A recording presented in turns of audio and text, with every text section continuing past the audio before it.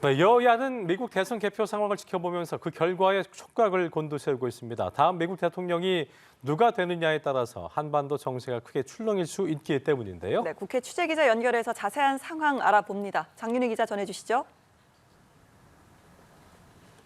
네, 여야 모두 미국 대선 결과가 국내 정치에 미칠 영향을 예의주시하는 분위기입니다.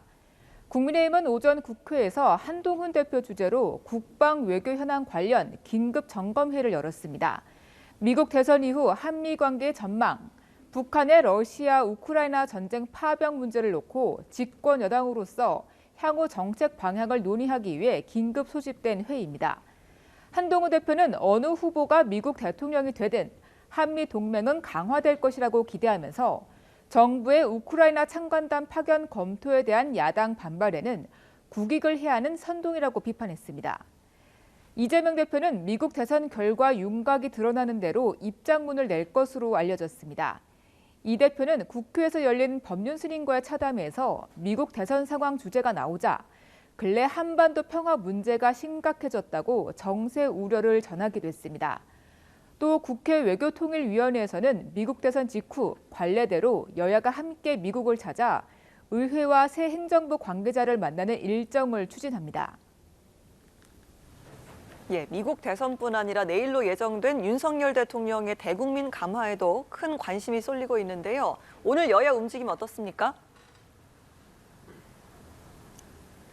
네, 윤 대통령의 대국민 담화를 하루 앞두고 국민의힘 한동훈 대표는 현재 국회에서 오육선 의원들과의 간담회를 진행하고 있습니다. 이후에는 3, 4선 의원들과의 간담회를 차례로 진행할 예정인데요. 더불어민주당이 윤 대통령과 명태균 씨의 통화 녹취를 근거로 제기한 공천 개입 의혹, 그리고 윤 대통령의 내일 담화와 기자회견 등을 대한 의견을 두루 나눌 것으로 보입니다.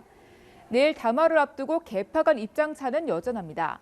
친한계 장동혁 최고위원은 아침 라디오 인터뷰에서 내일은 정말 중요한 변곡점이라며 한 대표가 제안한 것은 필요 충분 조건이 아니라 필요 조건으로 그 정도는 담화에 담겨야 한다고 촉구했습니다. 반면 친윤계 이철규 의원은 김 여사 활동 자제 요구는 바람직하지 않다면서 공개적 요구가 나오면 쇄신이나 대통령실의 결단이 퇴색되고 의미가 반감된다는 입장을 밝혔습니다. 민주당 지도부는 윤 대통령의 내일 담화를 앞두고 김 여사 특검법 수용과 명태균 씨 관련 의혹 사과, 전쟁 중단에 대한 분명한 입장 등 3대 요구안을 제시했습니다. 이재명 대표는 국민 눈높이를 강조하면서 타당한 대통령의 입장 표명이 있길 기대한다고 덧붙였습니다. 박찬대 원내대표는 이 대표의 1심 판결을 TV로 생중계한다는 국민의힘 주장에 대해 김 여사 특검법을 수용한 뒤 특검 수사 생중계를 요구하라고 되받기됐습니다. 민주당은 오늘 밤에도 김 여사 특검법 수용을 촉구하는 심야 농성을 이어가고 이번 주 토요일에도 장애 집회에 참여하며 특검법 총공세를 펼칩니다. 지금까지 국회에서 연합뉴스TV 장윤희입니다.